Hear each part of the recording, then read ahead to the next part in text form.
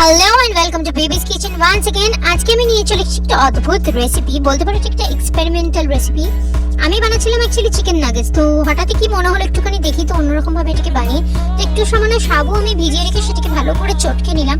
সাবুটা 3বার আমি ধুয়ে সাবুটাকে বেশ ভালো করে চটকে নিলাম।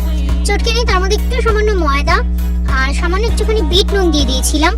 এটাকে ভালো করে একটা ডো তৈরি করলাম। করে চিকেন নাগেটসের যে আমার স্টাফিংটা ছিল, যারা আমার চ্যানেল ফলো করো তারা জানো অলরেডি আমার চিকেন নাগেটসের রেসিপি শেয়ার করা রয়েছে।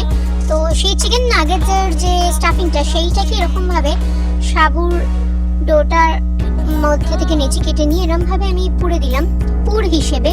এদিকে একটা ভালো তাল তৈরি করলাম, মানে একটা বল আকারে আমি শেপ দিলাম। এদিকে ভেজে নিলাম। তেলটা দেখে ভেবো না যে তেলটা নোংরা, অ্যাকচুয়ালি অনেকক্ষণ ধরে অনেকগুলো চিকেন নাগেটস ভাজার পর তেলটা একটু কালো হয়ে গেছে। আর ফার্স্ট সাবুর এই চিকেন বলটা ভিডিওটা মিস হয়ে গেছে, তো তার জন্য পরেরটা দেখালাম। তো বিষয়টা কিন্তু যেটা দাঁড়ালো সেটা বেশ ক্রিস্পি হলো, আর ময়দাটা দেওয়ার কারণে বেশ আঁটও হলো।